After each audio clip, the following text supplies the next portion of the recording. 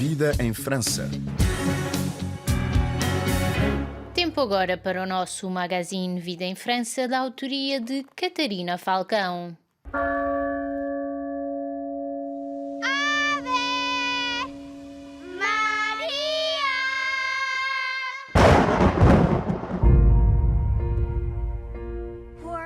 O filme Fátima, que trata as aparições dos pastorinhos na Cova da Iria em Portugal entre 13 de maio e 13 de outubro de 1917, chegou no início de outubro aos cinemas em França, numa estreia adiada devido à Covid-19. A RFI falou com a produtora norte-americana Rose Ganguza, que começou a trabalhar no filme em 2013 e trouxe para o elenco a atriz Sónia Braga e para a banda sonora o cantor lírico Andrea Bocelli. Contando na sua carreira com filmes de sucesso em Hollywood como Margin Call ou New York I Love You, esta foi uma história intrigante que Rose Ganguza, que tem raízes italianas e é muito próxima do mundo lusófono, não quis deixar de contar. Era uma coisa muito diferente para mim, porque meu trabalho até fazer esse filme, nada tão profundo, mas quando essas pessoas me apresentaram essa ideia, eu falei que era uma coisa que desde criança eu sempre fiquei intrigada. E eu falei, olha, eu gostaria de contar essa história do ponto de vista das crianças. Eu não queria nenhuma virgem flutuando no ar. Eu queria realmente contar a história dentro do contexto do que estava acontecendo no mundo em 1917. Como é que foi o processo do casting? Porque estamos a falar aqui de pessoas que existiram. Hoje em dia, para fazer um filme desse tamanho, é muito complicado sem um estúdio, porque você pode fazer filme independente por menos do que 6 milhões de dólares, por exemplo. Quando você vem com um filme de 20 e tantos milhões de dólares, a história muda muito. E cada porta que eu bati com esse filme, mesmo com a visão que eu tinha, a porta ficou fechada,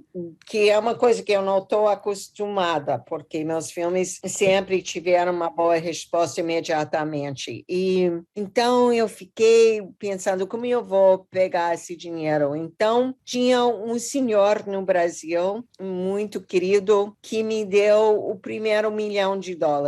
E eu pensei comigo, o que eu posso fazer para atrair mais investidores? E eu chamei a Sônia e chamei Harvey Keitel. E eu pensei, bom, a gente pode filmar essa parte do filme, mostrar como vai ser contado, a qualidade da filmagem, tudo mais, e talvez atrair outras pessoas. Tanto a Sónia como o Harvey eram conhecimentos da Rose. De muitos anos. A Sónia até ficou meio assustada que eu pensei em chamar ela para esse papel, porque também era completamente diferente para ela, mas ela adorou. Ela se botou corpo e alma nisso, entendeu? Então, a gente mandou eles para umas semanas para Portugal, ficaram lá filmando alguns dias e a gente pegou toda aquela parte que tem que ver com a Lucia mais velha e esse antagonista que é Harvey Keitel,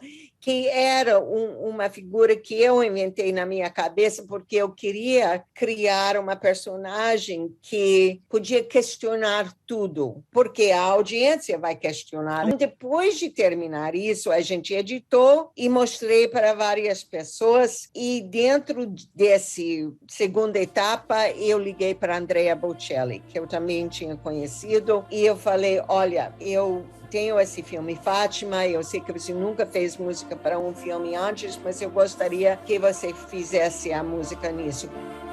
Hail Mary, full of grace, the Lord is with thee. Quando consegui o Bocelli, liguei para um senhor que eu tinha conhecido aqui em Nova York, mas era um italiano. Falei, olha, eu consegui que o Bocelli disse sim para fazer o filme e é uma pena que eu não tenho dinheiro para fazer o filme. E ele perguntou quanto você precisa, contei assim um número enorme e ele simplesmente falou para mim, ok. Chamei para meus sócios e para o diretor, eu falei, olha, ele falou, ok, eu não quero ler mais do que mas eu acho que ele quer financiar o resto do filme, era isso. O que achou dos atores portugueses? No casting há bastantes atores portugueses. O que eu acho incrível em Portugal, em Lisboa, é que vocês têm uma tradição incrível de teatro e para mim isso é um índice de um nível mais alto de profissionalismo na parte de ator.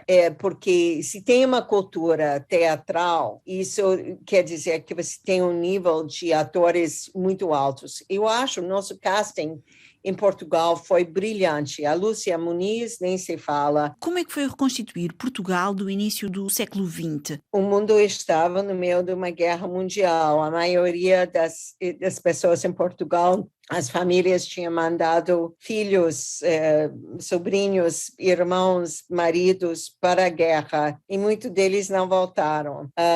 O mundo inteiro estava assim, no começo de uma pandemia, que é uma outra coincidência enorme que esse filme saiu no meio de uma pandemia, que é a segunda grande pandemia depois de 100 anos.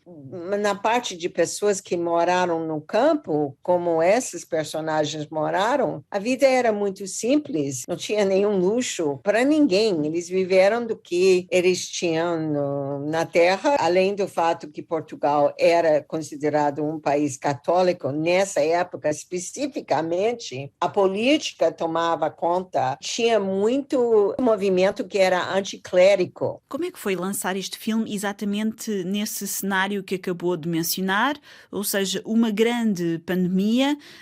Quando é que o filme ficou pronto e quando é que estava a pensar lançá-lo? E depois, agora, efetivamente, a estreia, como é que tem sido? A gente tinha planejado a grande estreia do filme ia ser 28 de abril de 2020, no Lincoln Center, aqui em Nova York, com Bocelli cantando. A gente tinha uma distribuição enorme em 1.200 teatros nos Estados Unidos, tudo planejado. O lockdown, como você sabe, aqui em Nova York, foi muito grande e Nova York foi o epicentro do vírus e tudo ficou fechado. Então, a gente tinha que cancelar toda a abertura, tudo. Em maio de 2020, a gente começou a fazer uma campanha online e conseguimos milhões e milhões de pessoas. A gente resolveu, em agosto de 2020, fazer um outro plano, porque muita gente queria ver o filme. Então, aqui nos Estados Unidos, a gente fez muita apresentação do filme fora, em grandes estádios. Quando as restrições foram levantadas, a gente fez uma distribuição teatral. O filme teve muito sucesso aqui nos Estados Unidos, depois foi para a Netflix aqui, bem antes do que os outros mercados podiam abrir. Essa semana passada abriu no Brasil, na América Latina inteira e na Europa. Portanto, neste momento vai fazer o seu caminho aqui nos cinemas na Europa, pelo menos, e depois podemos esperar também vê-lo no Netflix na Europa? Sim, claro. Está prevista alguma estreia para a África? Para a África, eu acho que sim. O filme vendeu no mundo inteiro. O que é que tira desta experiência? Durante a filmagem, eu saí um dia em Lisboa, assim, fiz um passeio com os 3 meninos. Eu falei, o que você acha? Qual é a mensagem que você gostaria de ter dessa experiência toda e se você pudesse falar para o mundo? E eles todos falaram para mim, a mensagem deve ser que as pessoas têm que ouvir mais crianças. E eu, na minha vida, eu tenho trabalhado muito com crianças e eu acho que a mensagem mais pura que a gente pode ter nesse mundo vem da boca de meninos, porque não tem filtro, entendeu? E essa coisa que esses meninos tinham uma coisa importante para falar e que foi ouvido finalmente numa época muito complicada, temos que lutar mais para o mundo ver que é possível se você acredita em alguma coisa. E não tem que ser a religião formal, mas tudo no mundo não pode ser materialista. Hail Mary, full of grace, the Lord is with thee. Ouvimos Rose Ganguza, produtora do filme Fátima, que vai continuar a estrear em cinemas pelo mundo e estará muito brevemente disponível no Netflix.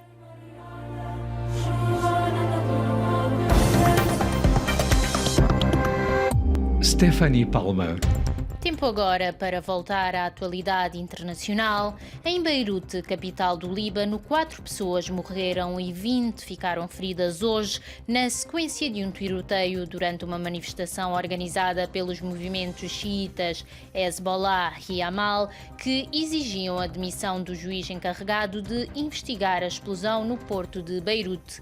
Na Geórgia, o ex-presidente Mikhail Saakashvili está a fazer greve de fome. O ex-chefe de Estado está preso por alegado abuso de poder desde 1 de outubro, após ter voltado ao país de forma ilegal depois de 8 anos exilado.